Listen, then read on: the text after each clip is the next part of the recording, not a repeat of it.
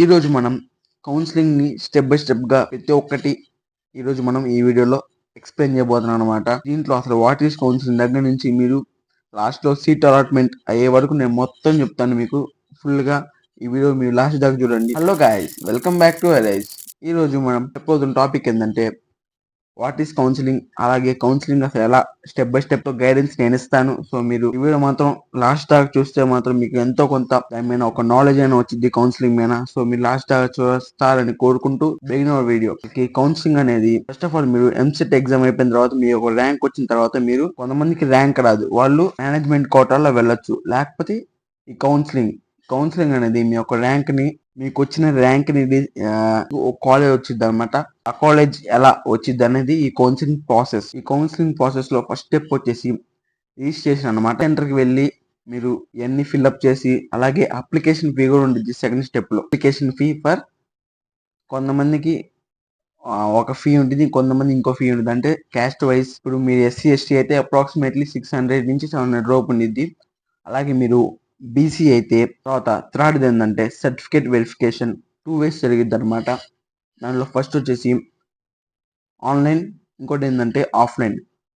ఒకవేళ మీరు అప్లై చేయాలంటే ఆన్లైన్లో అప్పుడే అప్లై చేసుకోవచ్చు అనమాట. ఏది మీరు అప్లికేషన్ ఫీ కట్టినప్పుడైనా, లేకపోతే రిజిస్టర్ చేసినప్పుడైనా ఆన్లైన్లో అప్లై చేసుకోవచ్చు. లేకపోతే మీరు ఆఫ్లైన్లో కూడా వెళ్ళి మీరు ఒక వెరిఫై చేసుకోవచ్చు అనమాట ఇది సర్టిఫికేట్స్ని. నెక్స్ట్ వచ్చేసి మళ్ళా మీరు ఒకవేళ మీరు సర్టిఫికేట్స్ని చాలా జాగ్రత్తగా ఏమి మిస్టేక్స్ లేకుండా అన్ని అప్లోడ్ చేస్తే ఓకే. లేకపోతే కొన్ని మిస్టేక్స్ ఉంటాయి సర్టిఫికేట్లో, వాళ్ళ కోసం మళ్ళీ ఇంకో డేట్ ఉండిద్ది.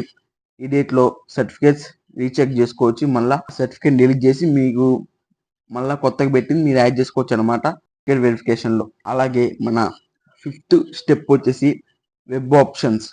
ఈ వెబ్ ఆప్షన్స్లో దీనికోసం నేను సపరేట్గా ఒక వీడియో చేస్తాను. సో మీకు ఈ వెబ్ ఆప్షన్స్ ఫుల్ కావాలనుకుంటే కింద కామెంట్ సెక్షన్లో I want web options video అని కామెంట్ చేస్తే నేను ఎక్కువ కామెంట్స్ వస్తే దాని మీద ఒక వీడియో చేస్తాను అనమాట.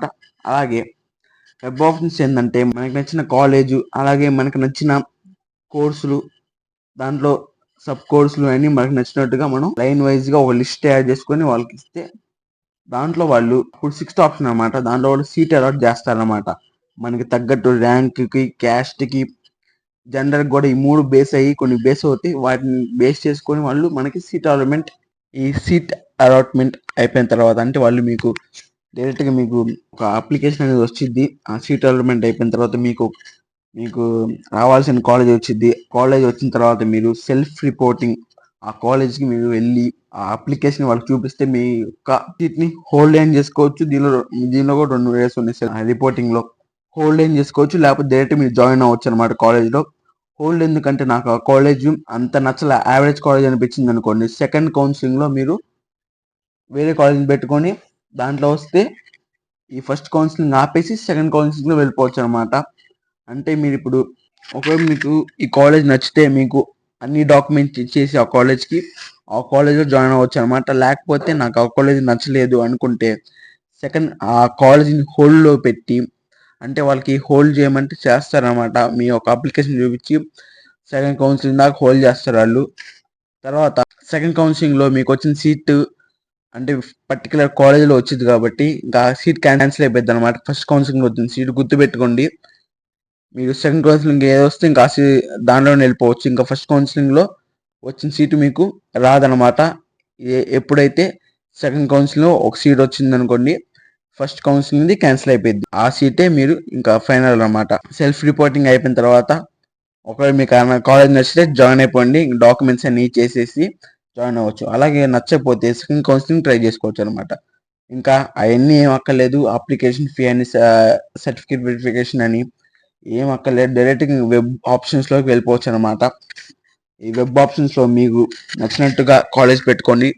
నేను చెప్పాను ఒక పర్టికులర్ వీడియో చేస్తాను దీని మీద, చాలా ఇంపార్టెంట్ వెబ్ ఆప్షన్స్ అనేవి. నేను ఒక పర్టికులర్ వీడియో చేస్తాను ఇంకొక 2, 3 or 4 డేస్లో. మీరు నచ్చినవి పెట్టుకోండి కాలేజెస్.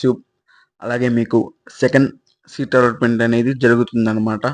అలాగే తర్వాత మీరు సెల్ఫ్ రిపోర్టింగ్ చేసుకుంటే ఇంకా మీకు ఆ సీట్ ఫైనల్.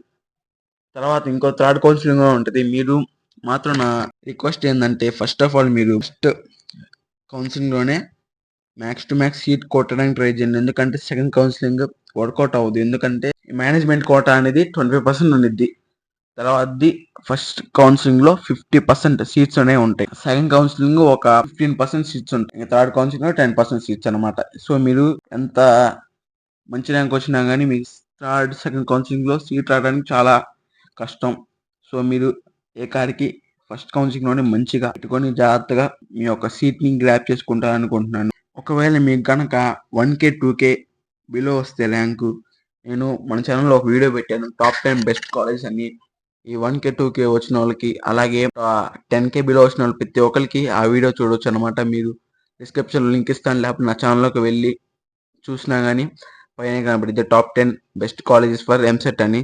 ఆ వీడియో మీరు చూస్తే మాత్రం చాలా బెనిఫిట్ అయింది. సో మీరు ఆ వీడియో చూడాలని కోరుకుంటున్నాను. డిస్క్రిప్షన్ లింక్ పెడతాను, ఒకసారి చెక్అవుట్ చేయండి. సో ఇది ఇవాళ వీడియో. మీ అందరికి నచ్చినట్టయితే ఒక లైక్ వేసుకోండి. చాలా మందికి ఇది ఫార్వర్డ్ అవుతా ఉంటుంది ఈ వీడియో. మీరు ఒకసారి లైక్ చేశారంటే, అలాగే మీ ఫ్రెండ్స్ కి ఫ్యామిలీ మెంబర్స్ షేర్ చేయండి. అలాగే సబ్స్క్రైబ్ చేసుకోవడం మాత్రం మర్చిపోమాకండి. So thank you for watching till the end.